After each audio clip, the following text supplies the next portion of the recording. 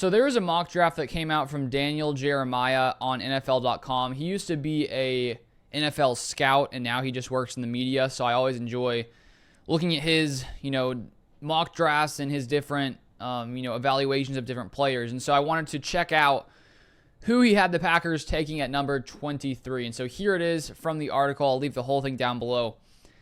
23. Packers select Josh Simmons, Ohio State tackle. He says, Simmons is coming off a knee injury, but he's as gifted as any offensive lineman in the class. He also has the tools to play multiple spots on the O-line, something Green Bay has always valued. And so I've reacted to a few different mock drafts now at this point, and I'm pretty sure the last one I reacted to also had the Packers taking a offensive tackle. I can't remember at the moment who it was, but clearly multiple people think the Packers could make this kind of move. And I think when you look at the Packers O-line situation, would I be surprised if they took another offensive lineman after taking one last season in round 1 in Jordan Morgan? No, just because Rasheed Walker is going to be a free agent after 2025. So is Sean Ryan. And so there are some question marks. We don't know if the Packers will bring back Josh Myers. We'll find that out in the next month or so. And so there's a good chance, like if Rasheed Walker were to not return after this next season, that the Packers could already be, lacking more depth on the offensive line. So it may be something that they want to get ahead of. And even though maybe right now the starting O-line was pretty solid, and looking at those numbers, they were 10th best in pressure percentage allowed, 7th best pass block win rate, 23rd in run block win rate. So outside of the run blocking, the Packers were pretty good. But I do think that, when you look at Rasheed Walker at left tackle, I would say he was one of the weak points of the Packers O-line. I mean, all in all, as I said, they were very good. But if you look at tackles with 1,000 snaps, this is according to PFF, there were 31 tackles in the NFL with 1,000 snaps. Rasheed Walker was 18th in pressures allowed, 25th in hurries allowed, tied for 9th best in sacks allowed. That's partly because Love is very good at evading pressure. Tied for 13th in hits allowed. So I'd say he's a average to slightly below average tackle, which I think was good enough for the Packers to be okay offensively on the O-line. But drafting a guy like Josh Simmons could lead to an upgrade at left tackle. So there's a lot of questions the Packers have to ask regarding the future of these offensive linemen. Jordan Morgan, last year's first-round pick, he dealt with injuries. What do they want to do with him? So there's a lot of questions there.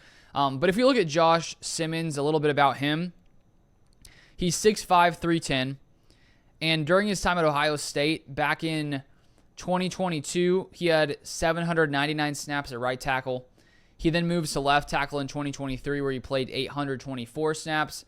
And then in 2024, he only played 306 snaps at left tackle because of a injury he suffered, which Daniel Jeremiah brought up, the knee injury. So that's obviously concerning. The Packers will need to do their due diligence to make sure that it's not something that will be problematic in the future, because the Packers have had some issues specifically with offensive linemen with knee injuries and, Bakhtiari in the past. So hopefully that will be something that's not a massive deal. And if we look at PFF, they rank him as the 16th overall prospect, second-ranked tackle. We also have Dane Brugler of The Athletic, whose analysis I like. He has him as the third-ranked tackle, 17th overall. And so it does look like this guy could potentially already be gone by the time the Packers decide or, use their pick at number 23. But now looking at some more descriptions here from Brugler, he says Simmons made a strong case over the first month of the season for offensive tackle 1 status in this class before a non-contact knee injury ended his year. His projection is still somewhat in limbo until NFL teams get updated medical info on his patella injury. If fully healthy, Simmons has the body control and nimble feet to be a starting blindside tackle in the NFL. So that's the thing with some of these, college players who get injured. You may be taking a slight risk just because, you never know, especially with, non-contact knee injuries, how players will respond and how long it'll take for them to get back to full health. But sometimes that can lead to you getting, massive values later in the draft just because people are nervous, and if things work out, then it's okay. And I don't really know the depth of how this injury, exactly how serious this injury is, but of course the Packers will do their due diligence. And so all in all, I think that for the Packers, as I've said, I think edge rusher is the biggest need.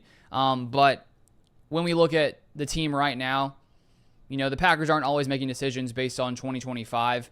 and you have to start to make decisions sometimes about, what guys are going to be gone after 2025. And so, well, right now with all the pieces the Packers have, I would say, based on the 2025 roster, it's better to add a defensive lineman, especially because Jordan Morgan, was injured last year. If Rasheed Walker got hurt or something happened there, Jordan Morgan could play at left tackle. So there's already a little bit of depth there. But if Walker's going to be gone and after 2025 and the Packers are planning on that, then it would make more sense for them to take a tackle. So it's a move that could make sense. I don't think it would be that crazy, even though personally I would rather them start off with an edge rusher. If you want more Packers content, feel free to subscribe down below, and I'll see you guys next time.